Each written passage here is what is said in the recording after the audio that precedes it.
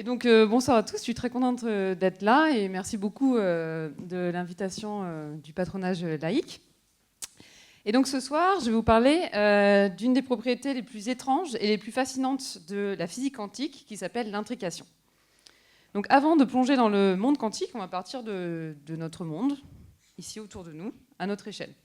Donc nous vivons dans un monde qu'on dit classique. Pourquoi ? Parce que tous les objets autour de nous, tous les êtres, nous-mêmes, notre comportement, notre mouvement, est très bien décrit par la physique des équations de Newton, qu'on appelle donc physique classique. Et pour voir des effets quantiques, il faut aller dans un monde à beaucoup plus petite échelle, par exemple le monde des atomes. Donc un atome par rapport à nous, donc c'est 0,1 nanomètre et c'est environ donc, 10 milliards de fois plus petit. Donc en ordre de grandeur, vous imaginez par rapport à vous, vous zoomez 100 000 fois, vous trouvez la taille du diamètre d'un de vos cheveux. Vous zoomez encore 100 000 fois, vous obtenez du coup la taille d'un atome. Et donc le monde quantique par rapport au monde classique obéit à des lois radicalement différentes. Donc on va voir ça tout de suite. Donc par exemple, en physique classique, on va étudier donc, comment évolue l'énergie d'un objet au cours du temps. Donc par exemple, je vais faire une petite expérience. Attention, ça a un peu de bruit. Je vais lâcher juste mon bloc-notes et vous allez voir. Donc qu'est-ce qu'il va faire ? Bon, il a tombé au sol. Ok ? Là-dessus, rien de surprenant.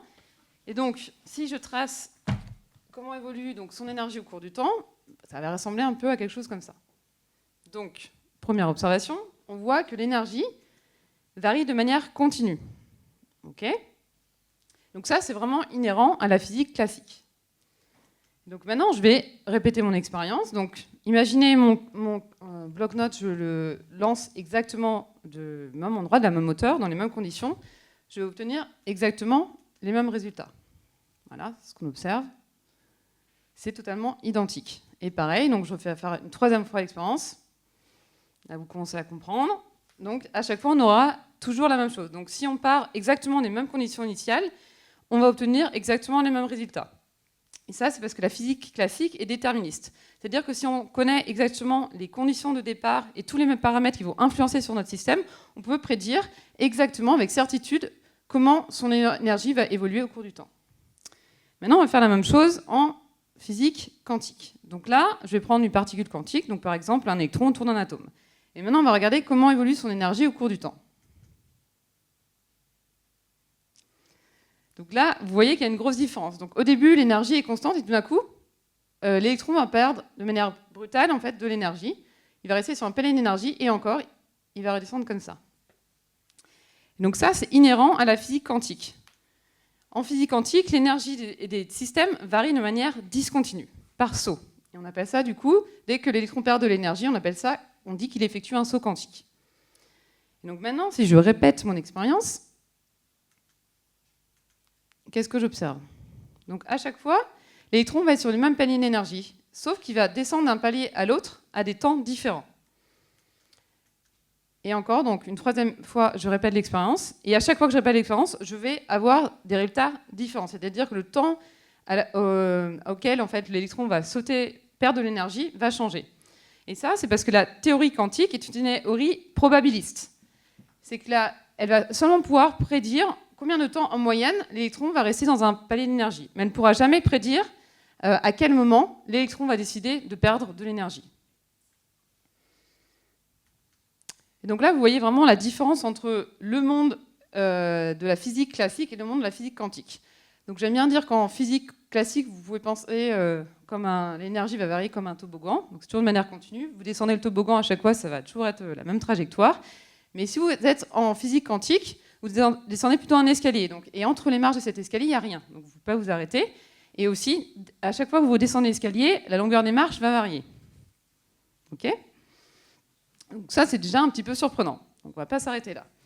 Donc maintenant, on va se concentrer sur les deux dernières marches de l'escalier. Donc on va considérer donc, en fait, deux niveaux d'énergie pour notre particule quantique. Donc le niveau d'énergie du bas, bleu, et le niveau d'énergie plus élevé, rouge. Donc maintenant, je vais prendre une particule quantique. Et donc elle peut être dans plusieurs états. Donc premièrement, l'état du bas, donc l'état bleu, ou elle peut être également dans l'état du haut, l'état rouge. Donc ça, ce sont des états classiques. Donc là-dessus, rien de surprenant. Et maintenant, je vais vous dire, OK, en quantique, il y a un autre phénomène, c'est que je peux mettre ma particule dans les deux états à la fois. Donc c'est-à-dire qu'elle va être à la fois bleue et rouge. OK ? Et ça, c'est ce qu'on appelle une superposition d'états. Et ça, on est d'accord que ça n'existe pas en classique. Oui. Donc maintenant, on va prendre notre particule dans un état de superposition et on va la mesurer. Donc, si je mesure ma particule avec un détecteur, qu'est-ce que je vais obtenir? À chaque fois, la réponse va être binaire, soit bleu, soit rouge. Donc, par exemple, là, je vais vous le dire, j'ai ma particule. Enfin, d'ailleurs, je vais prendre une première particule, dans un état de superposition, je vais la mesurer, je vais obtenir rouge. Après, je vais reprendre une deuxième particule, je vais la remettre dans un état de superposition, je vais la mesurer, je vais obtenir rouge. Troisième particule, bleu, rouge, bleu, bleu, rouge, etc. Et si je répète ça sur un grand nombre de particules en état de superposition, je vais obtenir en moyenne 50% de réponses bleues et 50% de réponses rouges. Mais avant la mesure, je ne peux pas prédire quel résultat je vais obtenir, rouge ou bleu. C'est comme si on tirait une pièce, on ne sait pas si elle va tomber sur pile ou face. Okay, et ça, en physique classique, le résultat de la mesure est aléatoire. Et en plus, si je regarde en fait l'état de particules après la mesure, elle va être soit bleue si j'ai obtenu la réponse bleue, soit rouge. C'est-à-dire qu'on a détruit l'état de superposition. Donc ça, c'est aussi une propriété importante, c'est qu'en général, la mesure d'un système quantique va le perturber et détruire du coup l'information sur l'état de superposition. Et donc cet état de superposition, qui est déjà un petit peu intriguant, eh ben, il peut être étendu à plus qu'une particule. Donc là maintenant, je vais prendre deux particules A et B. Chacune va être dans un état de superposition et en plus, je vais rajouter ici un lien. Elles vont être liées par ce qu'on appelle en fait l'intrication. Et ça, c'est ce qu'on appelle un état intriqué. Donc on va voir quelles conséquences ça va donner sur les mesures. Donc pour ce faire, je vais donner la première particule à Alice. Donc Alice sera dans son pays des merveilles et la deuxième particule sera donnée à Bob. Donc Bob est au fond de l'océan. Donc ici, j'insiste, les deux sont spatialement séparés. Hein. Ils n'interagissent pas et ils vont chacun de leur côté mesurer leurs particules. Donc tout d'abord, on va regarder ce qu'obtient Alice de son côté. Donc on va lui donner une première particule, de la première paire de particules intriquées. Elle va obtenir la réponse bleue. Deuxième paire, réponse bleue, après rouge, bleu, rouge, etc. Donc là, de son côté, elle va obtenir donc des résultats localement qui vont être totalement aléatoires. Donc c'est exactement comme tout à l'heure. Sa particule est dans un état de superposition, elle obtient des résultats aléatoires. Ok, donc maintenant on va faire la même chose du côté de Bob. Qu'est-ce qui se passe? Donc première particule, elle obtient la réponse bleue. Deuxième bleu, rouge, et exactement de ce côté, les résultats sont toujours aléatoires. Donc maintenant, est-ce que vous observez quelque chose? Oui. Plus fort. Qu'est-ce qu'il y a? Vous l'avez tous vu. Exactement. En fait, ici, on a des corrélations parfaites de chaque côté. Donc c'est comme si, par exemple, d'un côté de la salle, je vous demandais de lancer une pièce, et de l'autre côté, et à l'autre bout de la salle, une autre pièce. Donc à chaque fois, le résultat va être aléatoire, mais quand vous allez comparer, vous allez tous les deux, dès que vous tombez sur pile, vous aussi. Et inversement, si c'est face. Et en fait, ce que nous dit donc, ces corrélations parfaites entre les deux particules, c'est ce que donne en fait un état intriqué. Et ce que nous dit la mécanique quantique, c'est que cette intrication survit à la distance. Donc là, on va faire une expérience de pensée. On va mettre chacune de nos deux particules dans deux galaxies éloignées. Donc avant la mesure, elles sont dans un état de superposition, donc on ne sait pas si on va obtenir rouge ou bleu. Maintenant, on va mesurer. Et là, ce que nous dit la mécanique quantique, donc si on obtient rouge, l'état de l'autre particule va être instantanément affecté. Et elle va devenir rouge. Donc localement, on aura bien nos résultats aléatoires, mais à distance, on aura des corrélations. Et donc ça, c'est quand même un petit peu surprenant. Et notamment, ça ne plaisait pas à tout le monde, en particulier à Albert Einstein, qui appelait même cette action à distance en fait effrayante. Et donc selon lui, c'était le signe qu'il manquait quelque chose à la théorie quantique. Et son explication, c'est que pour avoir des corrélations à distance et obtenir des résultats localement aléatoires, c'est que le résultat de la mesure était prédéterminé à l'avance par des propriétés cachées, locales, c'est-à-dire soit comprises, intégrées à la particule, soit liées à son environnement local, mais pas reliées à quelque chose qui est très loin de la particule. Et donc ça, pour vous en ayez, qu'est-ce que ça veut dire en fait des corrélations prédéterminées à l'avance? Pour ça, on va faire un petit jeu. Donc c'est le moment où je vais descendre de scène. Alors, Donc je vais préparer des enveloppes. Donc c'est le jeu des paires d'enveloppes. Donc j'ai 4 enveloppes pour Alice ici et j'ai 4 enveloppes pour Bob. Donc vous allez comprendre. Donc ici mes 2 enveloppes vont créer une paire d'enveloppes. Et donc comment est-ce que j'ai préparé ces enveloppes? J'ai mis dans la moitié des enveloppes du bleu et l'autre dans la moitié du rouge. Ok? Et aussi, si jamais Alice mesure du coup une enveloppe bleue à l'intérieur avec un carton bleu, Bob automatiquement va également mesurer bleu. Et inversement si c'est rouge. Donc maintenant, je vais trouver, désigner des volontaires. Faire un petit jeu. Alors, par ici, on va avoir les Alice. Donc attention, vous ne regardez pas, ne trichez pas. Ok. Et donc, voici les Bob par ici. Attention. Voici. Et la dernière. Dans l'ordre, c'est mieux. Non, non, inversé. Du coup, où est Alice numéro 1? Alice numéro 1 est par ici. Ok. Donc, est-ce que vous pouvez me donner une prédiction sur le résultat de votre mesure? C'est-à-dire, quelle est la couleur à l'intérieur de l'enveloppe? Avec certitude. Non. Donc, une chance sur 2 que ce soit bleu ou rouge. Donc, je vous invite à l'ouvrir. Faites la mesure. Voilà, donc maintenant, est-ce que vous pouvez faire une prédiction sur le résultat de la mesure de Bob numéro 1, qui est derrière vous? Ah, mais c'est la règle, il faut suivre la règle. Ok, donc rouge, c'est parfaitement coloré. Est-ce que, madame, du coup, vous pouvez ouvrir? Voilà, donc Bob a mesuré dans la même couleur, donc rouge. Donc maintenant, Alice 2. Alice 2 est bleu. Ok. Est-ce que Bob...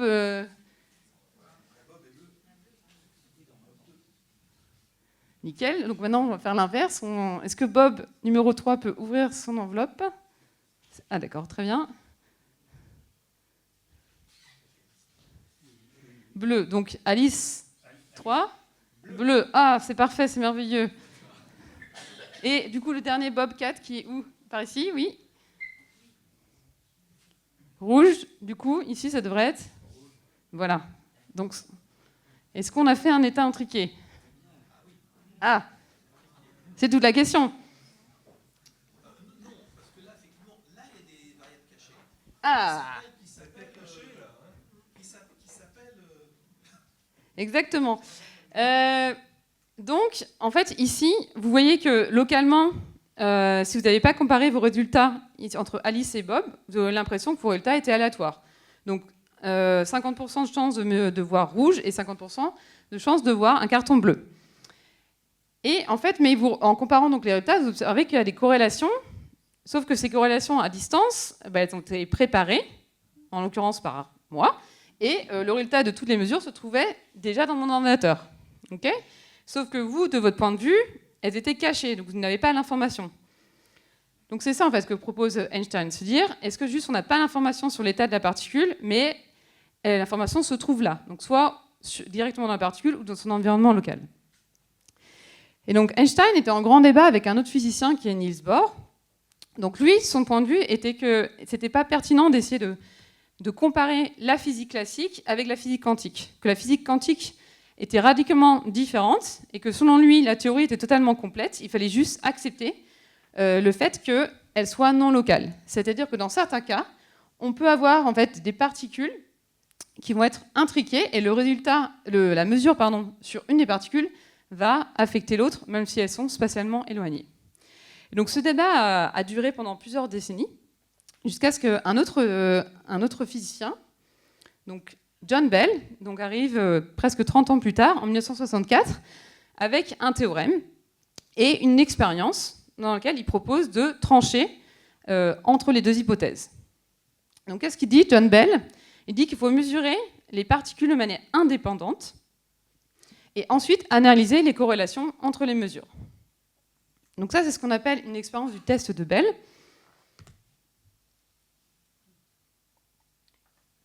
Donc ici, vous reconnaissez Alice et Bob qui vont mesurer du coup chacun de leur côté leurs particules. Et donc là, afin que les mesures soient indépendantes, ils vont choisir aléatoirement entre deux types de mesures. Et attention, donc ici, Bob et Alice ont mesuré de manière différente leurs particules. Donc c'est pour ça que j'ai mis des couleurs différentes entre les détecteurs.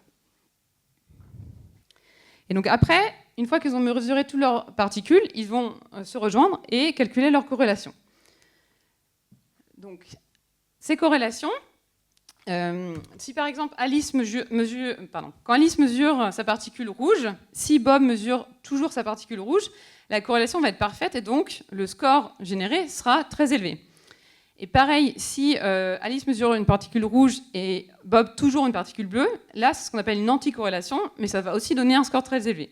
Et par contre, si quand Alice mesure rouge, Bob la moitié du temps mesure bleu et l'autre moitié est rouge, là il n'y aura aucune corrélation et donc le score sera nul. Ok, donc ils vont utiliser une formule mathématique pour calculer ce score S. Et ce que dit en fait le théorème de Bell, c'est que dans le cas d'Einstein, où le résultat des mesures est prédéterminé à l'avance, ce score va au maximum pouvoir atteindre une valeur maximale qu'on va appeler du coup S max. Et ça, c'est ce qu'on appelle l'inégalité de Bell. Et au contraire, maintenant, si on se place dans le cas quantique, où on peut utiliser du coup ces états intriqués, là, le score qu'on va pouvoir obtenir va pouvoir surpasser, dans certains cas, la valeur S max. Et donc si on fait cette expérience et qu'on mesure une valeur au-dessus de S max, c'est ce qu'on appelle la violation de l'inégalité de Bell, et dans ce cas-là, on peut réfuter l'hypothèse d'Einstein. Ok, donc je me dis, il n'y a plus qu'à, on va faire l'expérience. Sauf que, attention, ça c'est pas facile. Pour plusieurs raisons. Donc la première, c'est qu'ici, il faut qu'on ait une source de particules intriquées. Donc les particules ne sont pas naturellement intriquées. Il faut qu'il y ait une interaction qui, localement, va créer cette intrication. Ensuite, donc je vous ai dit qu'il est important que les mesures soient faites de manière indépendante. Donc par exemple, si je vous demande, si j'ai Alice et Bob que j'envoie dans deux salles différentes, que je leur demande de faire leurs mesures, mais que je leur laisse un téléphone portable chacun, peut-être qu'ils vont être tentés de communiquer par téléphone pour truquer l'expérience et augmenter leur score. Donc là, ici, on va penser que donc nos variables propriétés cachées veulent aussi tricher et augmenter leur score. Donc il faut que Alice en fait, démarre sa mesure et la termine plus rapidement qu'un signal qui viendrait de Bob quand il démarre sa mesure et qui se propagerait à la vitesse de la lumière puisse atteindre. Donc ça, c'est ce qu'on appelle une séparation de type temps-espace. Et dernier point, en fait, les particules intriquées, et en général tous les systèmes quantiques, ils sont très fragiles, ils ont tendance à très facilement interagir avec leur environnement, et donc perdre leurs propriétés quantiques. Et de plus, dès qu'on a des imperfections dans notre système, par exemple dans nos détecteurs, dans nos instruments de mesure, ou du bruit, ça va diminuer le score.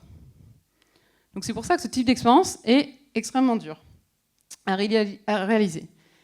Et donc il a fallu attendre encore quelques années avant de voir les premières expériences de tests de Bell.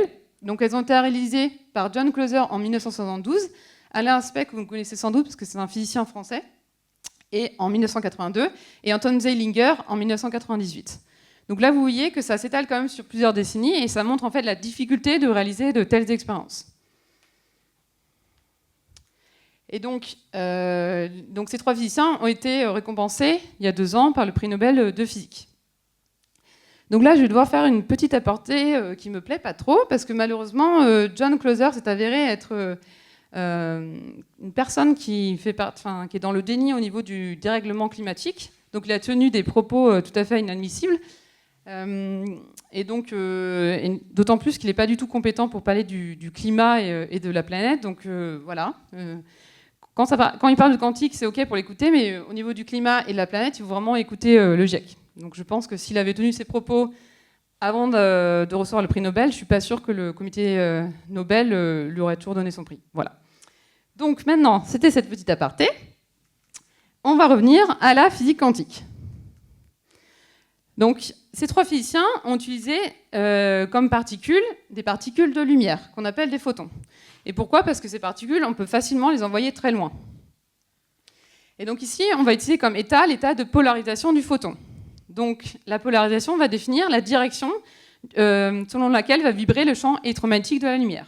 Donc si par exemple le champ vibre comme ça, donc ça va être une polarisation horizontale. Si ça vibre comme ça, verticale. Et comme ça, un photon est une particule quantique, il peut être à la fois donc, dans une polarisation horizontale et verticale. Et donc pour mesurer, on va utiliser donc, des polariseurs. Donc là, c'est vraiment très similaire aux verres de vos lunettes. Vous avez des verres polarisants. Donc vos polariseurs donc, vont sélectionner une direction de polarisation. Et donc, de chaque côté, Alice et Bob, pour choisir des mesures différentes, ils vont juste incliner leur polariseur avec des angles différents. Donc maintenant, comment est-ce qu'on crée cette source de photons intriqués? Donc la première source de photons intriqués qui a été utilisée par Clauser et Aspect, c'était une cascade atomique à base d'ion calcium. Donc ici, vous avez un nuage d'ion calcium. Donc ici, j'en ai représenté un, par exemple, et on va donc l'exciter de manière bien précise avec un champ lumineux. Et au cours de cette désexcitation, il va émettre 2 photons qui vont être émis dans les directions opposées. Donc si l'un part de votre côté à gauche, l'autre va partir à droite, si je ne me trompe pas. Voilà. Et en plus, naturellement, ces photons émis vont être intriqués en polarisation. Donc si on mesure le premier, polarisation verticale, le deuxième sera en polarisation verticale, et pareil, si on mesure le premier en horizontal, le deuxième en horizontal. OK ? Donc maintenant, voici le schéma de l'expérience du groupe de John Clauser, donc réalisé en 1972. Donc ici, c'est un schéma simplifié, hein, mais les vapeurs, je vais vous expliquer tout ce qui se passe. Donc ici, c'est à oven, donc c'est un four d'ion calcium. Donc là, ici, il va y avoir un jet d'atomes qui va sortir, et la source va se retrouver juste ici au milieu, parce que c'est là en fait où elle va être excitée par un rayonnement ultraviolet, donc généré par cette lampe. Et donc les photons vont être mis partout, mais là, on va les collecter juste dans cette direction-là. Donc vous avez ici une lentille, des filtres et le polariseur, et ensuite une lentille qui va focaliser la lumière du coup sur un détecteur. Donc là, on retrouve la mesure d'Alice d'un côté et la mesure de Bob. Donc ici, ils sont impliqués pour acquérir pendant plus de 400 heures. Donc c'est quand même assez costaud, hein, si vous représentez ça en termes de jours. Et voici donc le score qu'ils ont obtenu. Donc ici, c'est représenté en vert. Donc la partie rayée correspond à leur marge d'incertitude. Donc si vous considérez même l'incertitude donc la plus basse, donc le score le plus bas, en fait c'est nettement au-dessus de la valeur S max. Donc là, on a bien une violation de l'inégalité de Bell. Comment il est calculé ce score? Et bien, en fait, du coup, il y a plusieurs équations, il y a plusieurs formules pour l'inégalité de Bell. Donc parfois, en fait, la limite, ça vaut 0. Parfois, la limite, ça vaut 2. Et en gros, c'est donc vous vous souvenez, il y avait différentes mesures qui sont possibles de chaque côté. Donc, vous avez 4 corrélateurs que vous mesurez. Et puis après, vous avez une petite formule assez simple. Et c'est ça qui vous permet de calculer ce paramètre S. Du coup, et donc là, est-ce qu'on peut faire une petite critique par rapport à ce dispositif expérimental, par rapport au schéma de principe que je vous ai montré tout à l'heure? Est-ce que vous remarquez qu'il manque quelque chose, peut-être? Des appareils de mesure différents. Voilà, tout à fait. Donc ici, le problème, c'est qu'ils ont utilisé des polarisateurs statiques.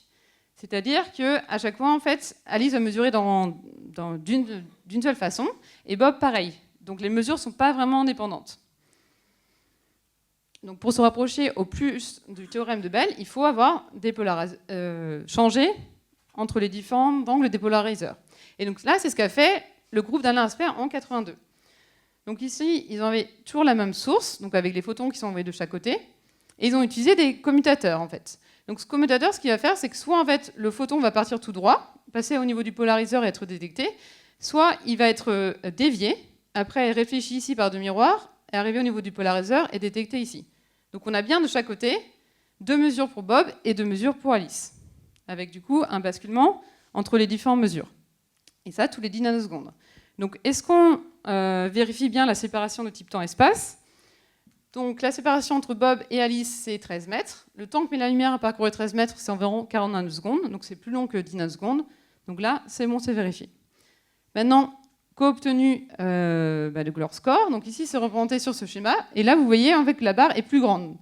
Donc la séparation est bien plus grande. Et encore une fois, ils ont bien mesuré donc, un score supérieur à la limite du coup, donné par si l'état des photons était prédéterminé avant la mesure. Et donc ici aussi, leur acquisition a duré que 3 heures par rapport aux 40 heures de Closer, parce qu'à ce moment-là, ils pouvaient bénéficier de la technologie laser qui n'était pas encore bien développée donc 10 ans plus tôt. Donc est-ce qu'on s'arrête là ou pas? Est-ce qu'on peut encore améliorer l'expérience? La réponse est oui, parce que dans l'expérience d'Alain Aspect, en fait, les commutateurs étaient contrôlés par des générateurs qui oscillaient de manière périodique, qui étaient juste déphasés, mais qui oscillaient de manière périodique. Et donc ça, c'est pas vraiment une commutation aléatoire, c'est ce qu'on appelle plutôt pseudo-aléatoire. Donc là, Anton Zeilinger est arrivé en disant, ok, moi je refais l'expérience, cette fois-ci, utiliser vraiment un générateur de nombres aléatoires ici, qui va me donner donc rapidement des nombres qui vont donc soit 0, soit 1, qui vont être générés très rapides, qui eux vont contrôler donc un modulateur de polarisation pour basculer sur l'une ou l'autre des deux mesures, de manière aléatoire. Et donc ici, même si c'est très rapide, ça met un peu plus que 10 nanosecondes, donc ils ont dû séparer Alice et Bob de 400 mètres. Et donc voici, et aussi là, ils ont pu utiliser en fait une nouvelle technologie pour générer de photons intriqués. Donc le principe, c'est qu'on utilise un laser qu'on va envoyer dans un cristal non linéaire. Et donc ça va générer en fait 2 cônes de lumière à des fréquences plus faibles. Et les photons intriqués vont se trouver ici à l'intersection des 2 cônes. Donc l'avantage de cette source, c'est qu'elle est beaucoup, beaucoup plus brillante que les cascades atomiques. Donc eux, ils ont réussi à faire leur expérience en seulement 10 secondes. Donc vous voyez la progression des expériences et de la technologie en fait en 2 décennies. Et donc là, la variation est très très grande. Et ici, en fait, j'ai même pas mis les barres d'erreur parce qu'en fait, elles sont dans le trait, tellement elles sont faibles. Parce qu'ils ont pu accumuler en fait un grand nombre de photons. Ok, donc est-ce qu'on s'arrête là? Est-ce qu'on peut encore améliorer l'expérience? La réponse est oui, parce que donc Zeilinger s'est dit peut-être que dans mon expérience, en fait, ma source va pouvoir influencer le générateur de nombres aléatoires pour le forcer à choisir 0 ou 1. Donc les expériences du test de Bell, c'est vraiment une histoire de paranoïa. Donc là, il s'est dit, ok, donc pour que la source n'influence pas mon générateur, je vais les séparer. Donc il est allé sur des îles des Canaries, sur la Palma, il s'est dit, bon, ok, donc je sépare la source du générateur de nombres aléatoires qui va lui choisir la base de mesure. Et en plus, donc, il a mis Bob sur une autre île, donc Tenerife, qui était séparée de 144 km. Donc c'est-à-dire que le photon intriqué était envoyé en espace libre sur l'autre île. Donc là, ils ont dû accumuler pendant un peu plus longtemps, donc 40 minutes. Et ils ont à chaque fois donc, obtenu une violation des inégalités de Bell. Encore une fois. Donc est-ce qu'on s'arrête là ou est-ce qu'on peut encore augmenter les distances? Oui. Du coup, actuellement, donc, le record, donc, ça a été réalisé il y a quelques années par le groupe de Jiaweipan en Chine. Donc là, ce qu'ils ont fait, c'est qu'ils ont mis leur source dans un satellite et qui envoyait du coup les photons intriqués sur 2 bases terrestres qui étaient séparées de 1200 km. Donc ça, c'est vraiment une très très grande prouesse technique. Et là, encore une fois, donc, ils ont accumulé pendant 20 minutes et ils ont obtenu donc, une violation des inégalités de Bell. Est-ce qu'on s'arrête là? Non, parce qu'il y a on peut encore améliorer l'expérience. Et notamment, donc, certaines théories avaient montré que si jamais en fait, on mesure pas toutes les particules, peut-être que les propriétés cachées vont pouvoir essayer de tricher et augmenter le score artificiellement. Donc c'est pour ça, il faut en théorie donc, séparer spatialement les mesures des particules, mais également donc, en mesurer beaucoup, en proportion, c'est-à-dire en perdre très peu. Et donc ça, pour les photons, il a fallu attendre 2015 pour réaliser ce type d'expérience. Donc on appelle ça des tests de Bell sans échappatoire. Et donc c'était réalisé en même temps par l'équipe d'Anton Zeilinger encore, et une équipe du NIST, et aussi une autre équipe donc, aux Pays-Bas, donc, qui a utilisé donc, des spins intriqués dans le diamant. Donc je connais pas mal cette expérience, parce que du coup j'y ai participé durant mon postdoc aux Pays-Bas. Donc ce qu'on a utilisé, c'est des spins. Donc le spin, c'est une propriété magnétique quantique qui est attachée aux électrons, au noyau. Donc, par exemple, quand vous allez passer un IRM à l'hôpital, ce que détecte la machine, c'est directement le signal magnétique micro-ondes généré par le spin de vos noyaux. Donc ici, on a utilisé donc, un spin électronique donc, attaché à un électron. Et ces électrons, ils étaient associés à des défauts cristallins dans le diamant. Donc c'est comme des atomes artificiels qui sont piégés dans un cristal de diamant. Et donc là, pour éloigner les diamants, est-ce qu'on a généré l'intrication et après on a shooté un diamant très très loin Non, non, c'est pas possible. Surtout que les diamants étaient dans des cryostats. Donc pour générer l'intrication, on a utilisé un protocole de transfert d'intrication à distance. Donc là, d'un côté, Alice en fait, avait un diamant avec un défaut et qui émettait donc un photon unique qui était intriqué avec l'état de spin.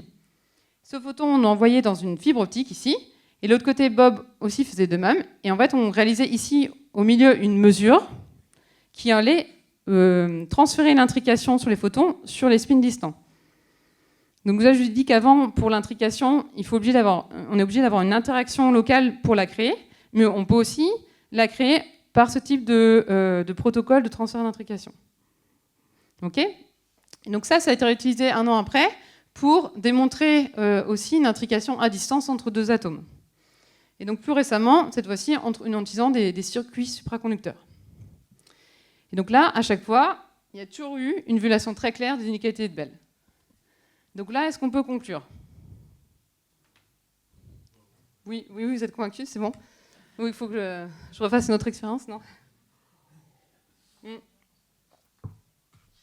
Donc là, vu que ça a vraiment été démontré sur un grand nombre de systèmes quantiques différents, de différentes plateformes, on peut dire que vraiment les expériences sont tranchées. Donc on peut réfuter l'explication d'Einstein que l'hypothèse que l'état des particules et que les mesures soient prédéterminées à l'avance, avant les mesures, ne peut pas expliquer toutes les expériences que je vous ai montrées. Donc là, la seule option qui nous reste, c'est l'option de Niels Bohr, et on est obligé d'assumer que la théorie quantique, elle est non locale. C'est-à-dire qu'elle permet ce type de lien, d'intrication, d'exister entre des particules, même si elles sont spatialement séparées. Donc maintenant, on va dire, bon, ça c'est très intéressant, ça n'existe pas dans notre monde classique, donc peut-être qu'on va pouvoir l'utiliser pour développer des nouvelles applications, des nouvelles machines, des nouveaux composants. Donc là, juste avant de parler des vraies applications, je vais faire une petite digression, parce que actuellement, le quantique, c'est très à la mode, donc on entend parler à peu près pour tout et n'importe quoi. Donc là, je vous ai mis un petit florilège on va dire des thèmes dans lesquels le quantique a été associé. Donc, bon, il y a des gens qui prétendent donc pouvoir vous guérir en utilisant de l'intrication, s'intriquant avec vous. Il y a aussi donc très intéressant. Donc moi, j'avais rencontré une personne qui me dit qu'elle pouvait entrer en communication à distance avec mon chat grâce à la méditation quantique. Aussi, plus mignon, récemment, donc, il y avait un grand groupe de luxe là, qui avait essayé de sortir une crème quantique avec des nanoparticules quantiques qui coûtait très très cher. Bon, je crois qu'ils ont retiré le terme quantique après. Et bon, on pourra continuer assez... Voilà, la liste est longue. Donc, est-ce qu'il y a du quantique et c'est une intrication là-dedans ? Bon, la réponse est non, pas du tout. Et donc, c'est incompatible avec la théorie quantique. Pour plusieurs raisons. La raison la plus simple, c'est la température. Parce que nous, en fait, nous vivons à peu près aux alentours de 20 degrés, 20 degrés Celsius. Et ça, en fait, c'est extrêmement chaud.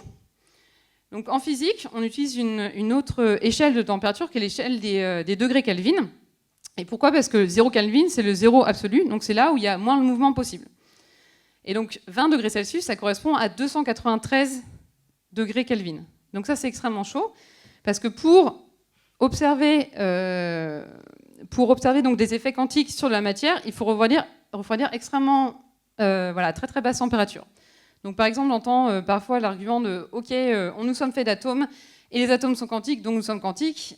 Non, parce que pour observer des effets quantiques sur un atome, il faut le mettre dans le vide et le refroidir par laser. Donc je ne suis pas sûre qu'on tienne très longtemps dans ces conditions. Et notamment donc, toutes les intrications que je vous ai montrées entre des particules de matière, ça a été réalisé donc, sur de la matière froide. Et pour refroidir la matière, il y a deux options. Donc, soit on la met dans un cryostat, donc c'est un gros frigo. Et donc ici, on peut atteindre typiquement quelques Kelvin jusqu'à 0,01 Kelvin. Donc c'est 1 centième de degré au-dessus du zéro absolu. Donc par exemple, c'est plus froid que la température que vous trouvez dans le vide intersidéral. Donc c'est extrêmement froid. La deuxième façon de refroidir la matière, c'est d'utiliser donc le refroidissement par laser.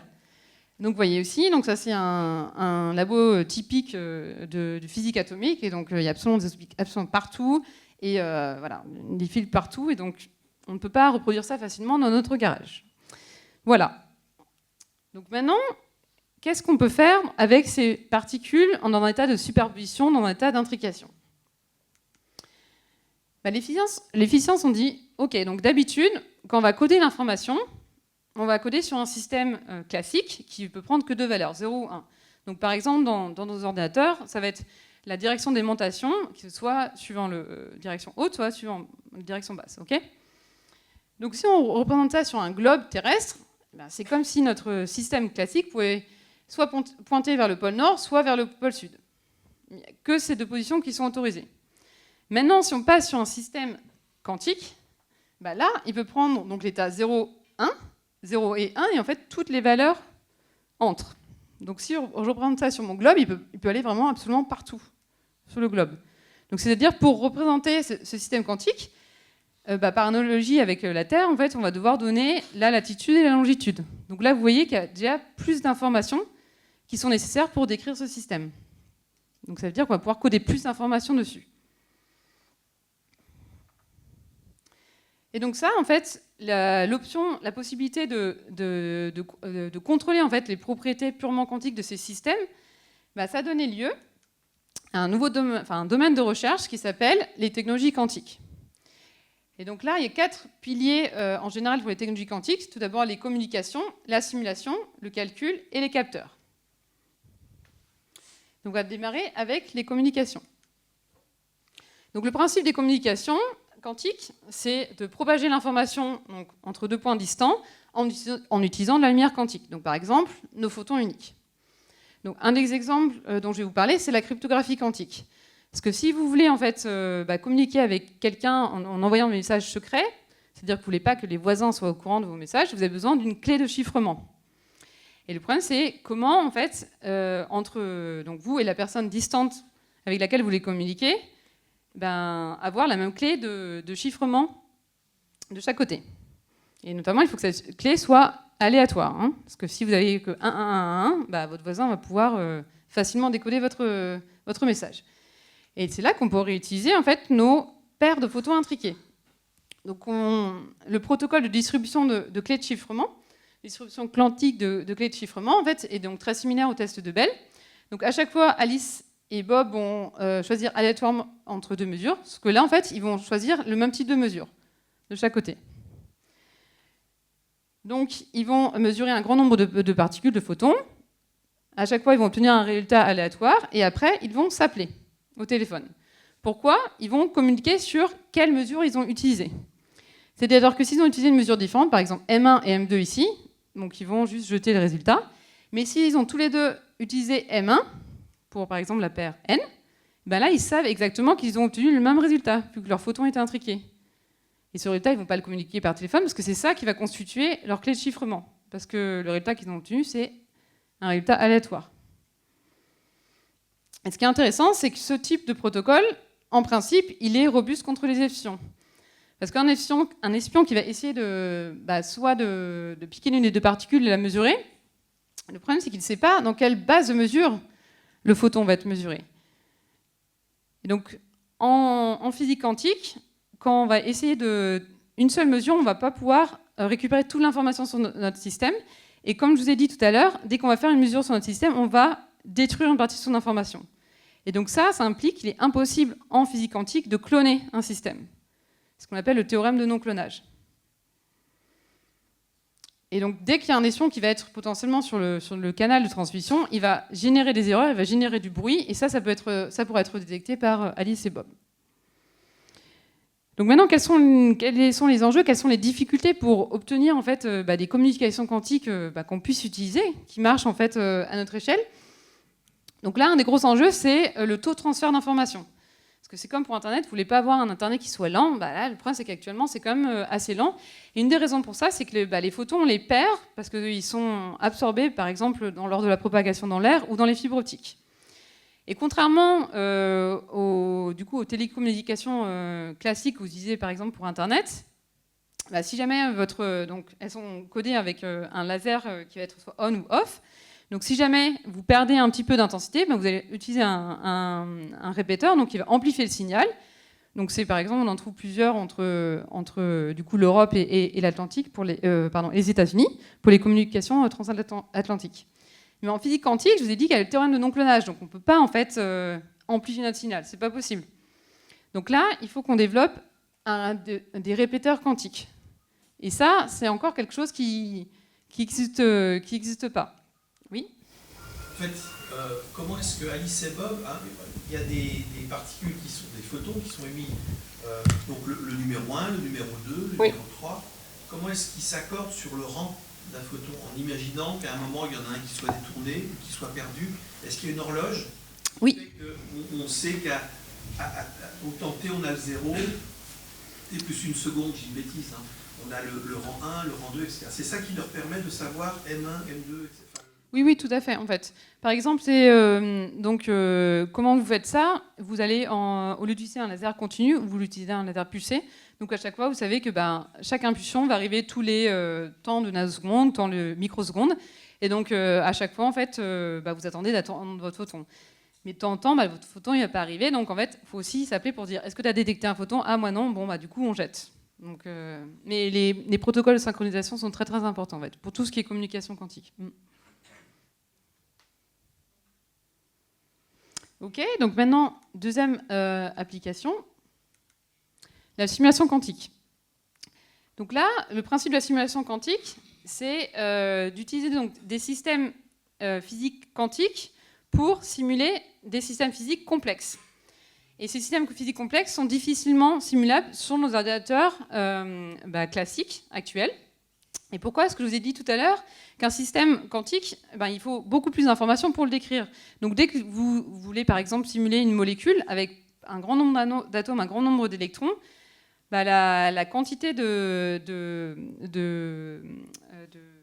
la capacité de calcul dont vous aurez besoin va croître exponentiellement, et ça, c'est très compliqué pour les ordinateurs classiques. Donc la solution, c'est directement, vu que c'est un système quantique, directement d'utiliser une machine quantique pour le simuler. Et donc ici, une des plateformes qui marchent très très bien pour les simulateurs quantiques, c'est les atomes piégés dans le vide, et refroidis par laser, bien sûr. Donc là, par exemple, je vous ai montré des images qui viennent du groupe d'Antoine Brouès, donc qui travaille à Palaiseau, donc quelques dizaines de kilomètres d'ici. Et là, ce que vous observez, en fait, c'est des atomes. Donc chaque point brillant correspond à la lumière générée par un seul atome unique. Et ils sont un peu répartis de manière aléatoire. Ils sont piégés dans des pinces optiques. Donc c'est comme si vous imaginez une boîte d'œufs et vos œufs sont un peu mis n'importe où. Et là, ils arrivent, grâce à des pinces optiques, à les réarranger pour faire donc n'importe quel motif qu'ils veulent. Et notamment, donc plus récemment, ils ont réussi à développer ce réarrangement des atomes en 3D. Donc là, par exemple, vous reconnaissez peut-être une tour Eiffel. Donc d'un point de vue de la science, ça ne sert pas à grand-chose, parce que ça ne nous aide pas à simuler un système physique, mais ça montre en fait le degré de contrôle sur ces systèmes qu'ont développé donc, les physiciens et les physiciennes. Et donc avec ça, ils peuvent simuler de nouvelles interactions et explorer par exemple des nouvelles molécules, des nouveaux matériaux, etc. Donc maintenant, donc ça, le développement les progrès sur ces systèmes sont très très impressionnants. Mais donc quels sont les enjeux? C'est toujours de continuer à augmenter le nombre de systèmes quantiques. Donc actuellement, ils sont à peu près à plusieurs centaines, donc aux alentours de 300.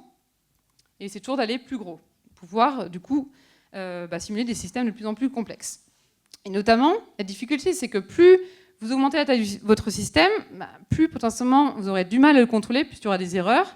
Et donc ça va diminuer la fidélité, donc le résultat de vos simulations. Donc ça, c'est un gros enjeu. Et ce type d'enjeu, en fait, vous avez les mêmes problématiques pour les calculateurs quantiques.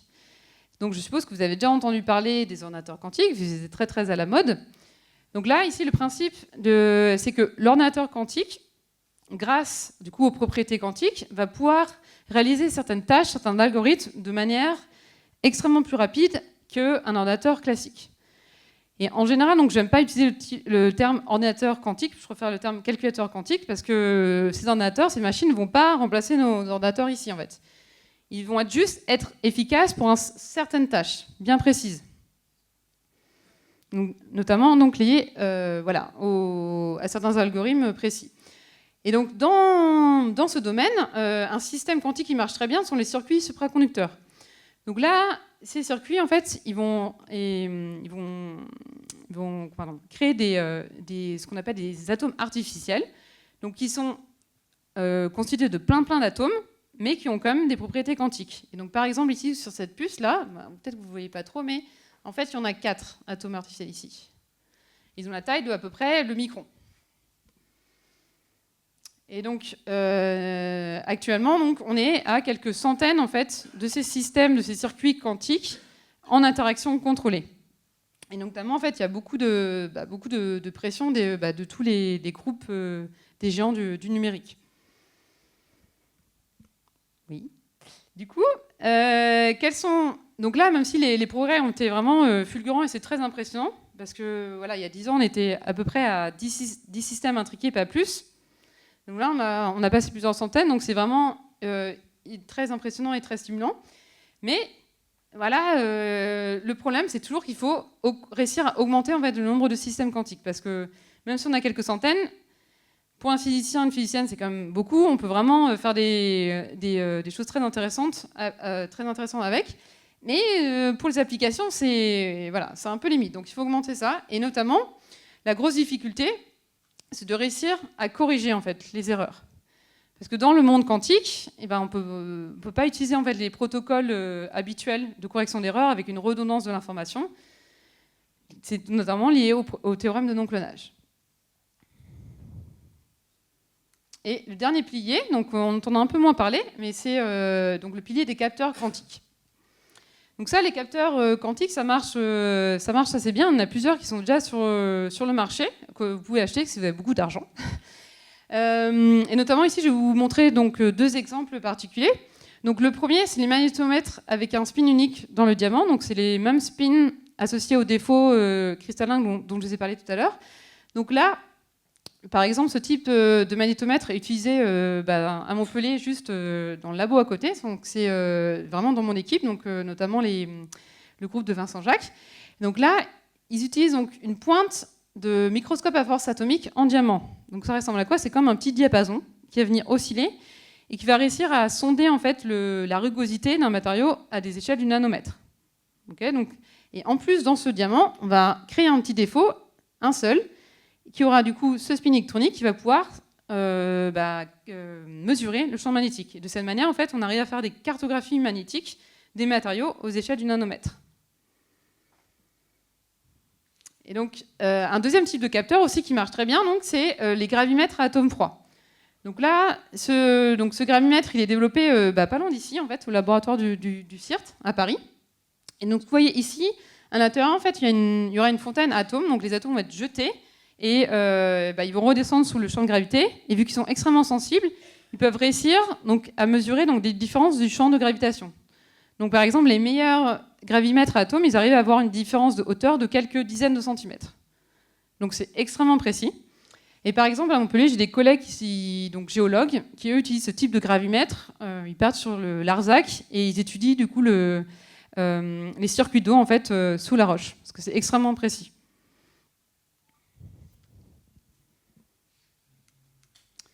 Ok, donc je crois qu'on arrive à la fin de ma présentation. Donc si vous voulez aller un peu plus loin, moi je peux vous conseiller tout d'abord une première lecture.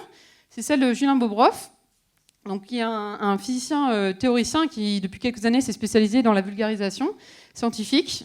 Et donc moi j'ai lu son livre, il est très très bien. Donc, mais je précise que j'ai aucune action, je ne suis même pas dans l'édition et j'ai jamais rencontré non plus Julien Bobroff, donc pas encore. Et aussi, si vous voulez en apprendre plus sur l'intrication, je vous conseille cette web-série sur l'intrication quantique de la chaîne YouTube Photons Jumeaux. Donc là, vous pouvez notamment voir un aspect qui raconte du coup ces expériences. Et donc apparemment, il y a aussi beaucoup d'autres chaînes YouTube ou d'autres ouvrages de vulgarisation scientifique. Donc là, c'est pas du tout une liste exhaustive, mais en tout cas, je vous invite à lire et à vous intéresser à la physique quantique. Et puis, voilà, si vous avez des questions, je suis prête à y répondre, donc n'hésitez pas. Merci.